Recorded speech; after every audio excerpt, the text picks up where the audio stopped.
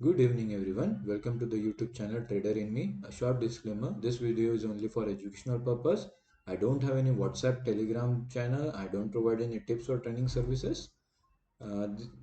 Let's discuss about the today's summary. अगर आज देखेंगे तो हमारा कैपिटल 62K का था, हमने प्रॉफिट 15K का बुक किया है। नेट पीएनआर अभी हमारा ऑलमोस्ट 44 है, तो कैपिटल हमारा बोल सकते हैं कि डबल हो गया है।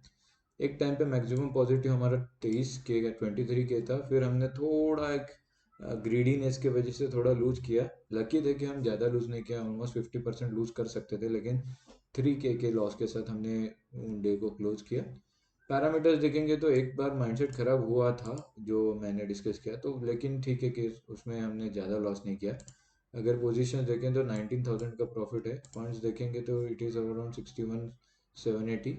पोजीशंस को मैं, हाँ, positions 19 after taxes and all 15 के ही पकड़ते हैं, ज़्यादा नहीं पकड़ता है। So let discuss. और आज अगर हम डिस्कस करेंगे, आज क्या डिस्कस करेंगे, आज एक ही चीज़ डिस्कस करना है कि why selling side trade was seen in the morning. क्यों हमने बाइंग नहीं किया? इतना मार्केट नीचे गिरा है, ऑल टाइम हाई से नीचे गिरा है, तो बाइंग हमने क्यों प्रेफर नहीं किया?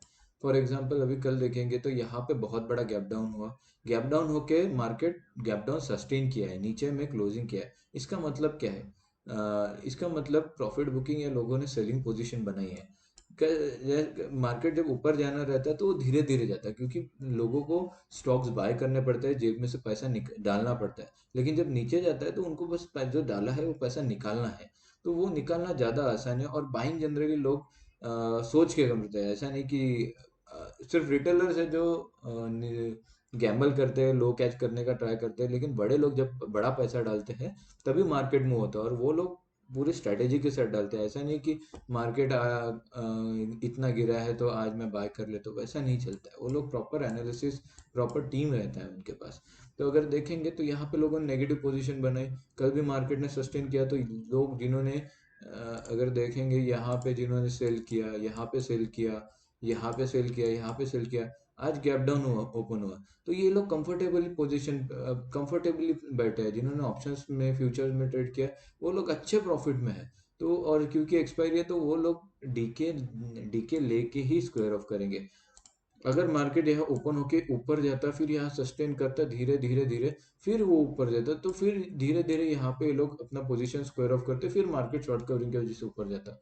लेकिन मार्केट ऊपर गया, फर्स्ट इसमें ही नहीं जाएगा, तो यहाँ पे हम पहले सेलिंग का ही ट्रेड देखेंगे। एटलीस्ट मार्केट अगर यहाँ जाता, यहाँ कहीं पे, तो यहाँ पे हम सेलिंग देख सकते थे। लेकिन हमें सतर्क रहना है कि सेलिंग कहाँ देखना है। तो छोटे टाइम फ्रेम पे हमें ऑप्शन प्रीमियम्स ऑब्जर्व करना है। ये तो था कि हम सेलिंग क्यों देखेंगे। अभी अगर छोटे टाइम फ्रेम पे जाएंगे तो हमारा जैसा डाइवर्जेंस का एक कंसेप्ट है, तो हम मार्क करेंगे। मार्केट ऊपर गया, ये स्विंग बना है, तो इसका हाई हम मार्क करेंगे। करस्पॉन्डिंग हम सी, यहाँ पे 350 का सी है, वो हाई मार्क करेंगे इस पॉइंट पे। और करस्पॉन्डिंगली पी में हम लो मार्क करेंगे। ठीक है, मार्केट नीचे गया, फिर इसने इस हाई को तोड़ा, तो अभी ये शिफ्ट करेंगे इस स्विंग पे, क्योंकि मार्केट यहाँ से नीचे आ रहा है, तो ये स्विंग पे शिफ्ट करेंगे। यहाँ पे अगर देखेंगे तो सी में ये स्विंग यानी जो 925 का ये बनाया है, तो रिलेटिवली इससे नीचे बनाया है। पहला हमारा ये था और दूसरा हमारा ये, तो सी में हमको एक डाइवर्जेंस दिख रहा है। डाइवर्जेंस मीन्स क्या है? यहाँ पे लोगों का कॉन्फिडेंस लूज हो रहा है, लोग सी को सेल कर रहे हैं, यानी सी का डिमांड नहीं है। वैसे ही अगर हम पी में देखेंगे तो पी में रिलेटिवली प्राइजेस, अब हम बोल सकते हैं कि ये डीके भी हो सकता है क्योंकि एक्सपायरी है, लेकिन पी के प्राइजेस ऑब्जर्व करेंगे तो ये रिलेटिवली बड़े हैं। इसका मतलब स्पॉट वहीं पे है, लेकिन पी में डिमांड आया है, सी में सप्लाई हो रहा है। तो इसका मतलब क्या है? पी में डिमांड है। जैसे कि हमने मेजर ओवरव्यू में सेलिंग साइड का हम ट्रेड देख रहे थे, तो हमें यहाँ पे एक डाइवर्जेंस दिख रहा है। अब सेलिंग कब करेंगे? सेलिंग कब इनिशिएट होगा? लास्ट स्विंग जहाँ से बाइंग आया था वो हम मार्क करेंगे। जैसे कि ये स्विंग है, ये स्विंग करस्पॉन्डिंग यहाँ इसका हम सी मार्क करेंगे, ये है।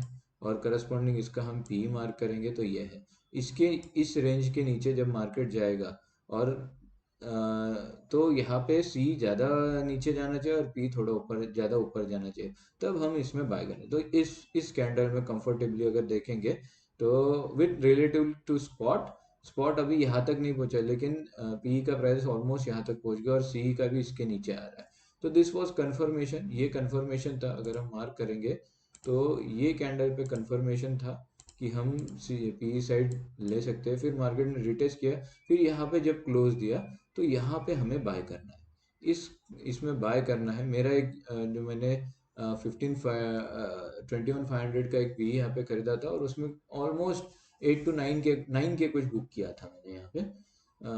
प्राय 9 के नहीं, शायद 11 के बुक किया था। तो ये मेरा पहला एक ट्रेड था। बाद में दिन भर मैं स्कैल्प करता हूँ, छोटे छोटे स्कैल्प करता हूँ, बिकॉज अभी मेरा कैपिटल कम है तो मैं मार्केट को और अच्छे से जानना चाहता हूँ।